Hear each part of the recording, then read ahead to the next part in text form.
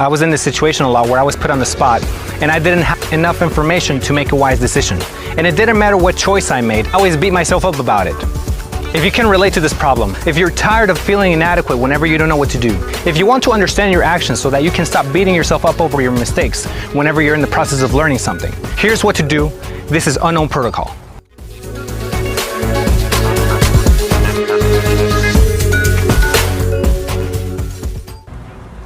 Now, when I was trying to figure out this element, I had a friend that asked me, what are you trying to do? And I said, I'm trying to figure out what to do when you don't know what to do. To which he replied, oh, so you're trying to figure out a way to know what to do all the time, which is a perfect way to describe this element. Now, the reason why I came up with this element is because I was in this situation a lot, and I'm sure a lot of you can relate to being in this instance, that you're put on the spot, you're expected to know what to do, and you have no idea, you don't have enough information to make a wise decision.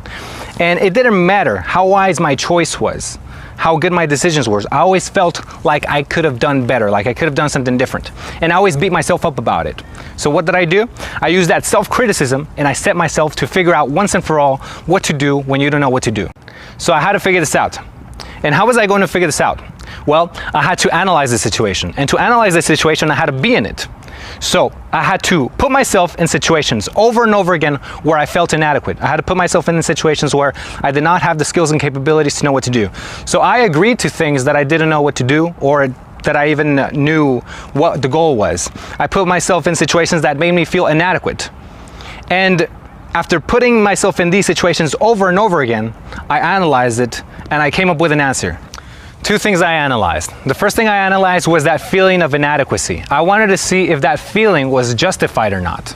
I wanted to see if it actually made sense to beat myself up or not. The second thing I analyzed was my actions, to see if my actions were reasonable or not, and also I analyzed my actions in light of other actions to see if they were most reasonable or if there was something better that I could do. If you can relate to this problem, and you want an answer to this puzzle, if you're tired of feeling inadequate whenever you don't know what to do, even if you're not expected to know what to do in the first place, if you want to understand your actions so that you can stop beating yourself up over your mistakes whenever you're in the process of learning something, and if in any given situation you want to make sure that you take the best course of action possible, here's what to do. This is Unknown Protocol. So, the Unknown Protocol is a formula that guides you to be able to know what to do in any given situation, particularly in situations where everything is unknown, where you don't know what to do at all. So first, we have to define what it means to be in a situation in which everything is truly unknown. When everything is truly unknown, then that means that any choice is as good as any other.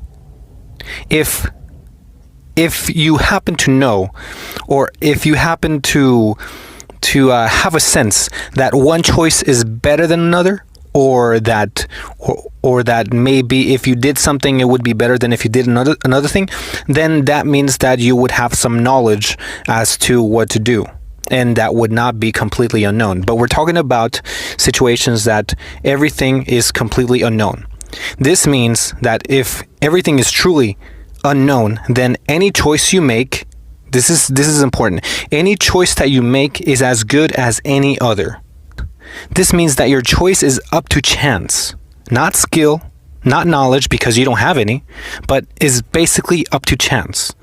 So, this means that deciding whether you should choose options 1 through 6 or options A or B, it would be as efficient as if you flipped a coin and let the coin decide for you. It would be as efficient as if you rolled a die and let the die decide for you. Why? Because the result is not up to you. When everything is truly unknown, the results of your actions, the result of your decision is not up to you, it's up to chance, because you don't know what you will get. And if you don't know what you will get, you might as well roll a die. You might as well flip a coin and let the coin decide for you. So now, let's place ourselves in a situation, in a simple scenario, to serve as an example so that we can analyze it, right? So a simple scenario that I could think of, 2 doors, door A and door B. This is to represent choice. Behind one of the doors is a hungry lion that's ready to eat you up once you open it, and behind the other door is treasure. So you do not know which door has which thing. If the situation is truly unknown, if you really don't know, if you truly have nothing to go by, no hints to go by, then this means that the results of your decision, the results of your choice, are not based on you. The result will be based on chance. It will be no different than if you flipped a coin to decide whether you live or you die. It will be no different than if you flipped a coin to see if you get a lion or a treasure. If you choose, it's like this. If you choose door A, there's a 50-50% chance of survival. And if you choose door B, there's a 50-50% chance of survival. This is if you truly don't know anything, if you truly don't have anything to go by. It's just up to chance. What does this mean? This means that the choice in this situation is an illusion. When you choose a door, you are not really choosing whether you live or die. You are just flipping a coin. You are leaving it up to chance. You are not really deciding what's going to happen to you. The choice is an illusion. And it will be very stupid to feel responsible for the consequences of which door you chose. Because it's not up to you. It's up to chance.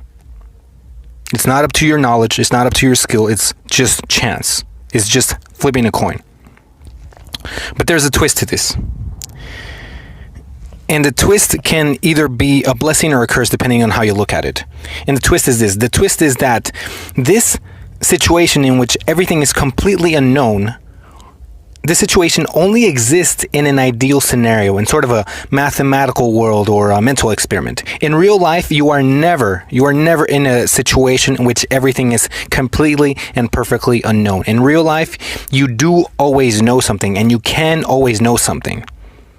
And this can be a blessing or a curse because it implies that you have responsibility. It gives you responsibility over your actions.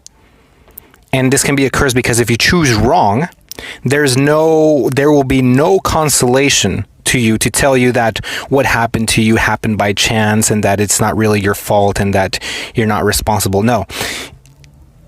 You are always responsible. Something, if you choose wrong, you will be responsible for it. And it will be your fault. On the other hand, it's a blessing because there is always something that you can do. Not only that, but you can be sure that whatever consequences you ended up with, you got them because you chose them. You are responsible. You are always responsible for your consequences. That means that you can choose. You can always choose to make it the better choice. You can always get more knowledge into the situation. And this is where unknown protocol comes in. This is what unknown protocol helps you to do. And this is what I will describe next.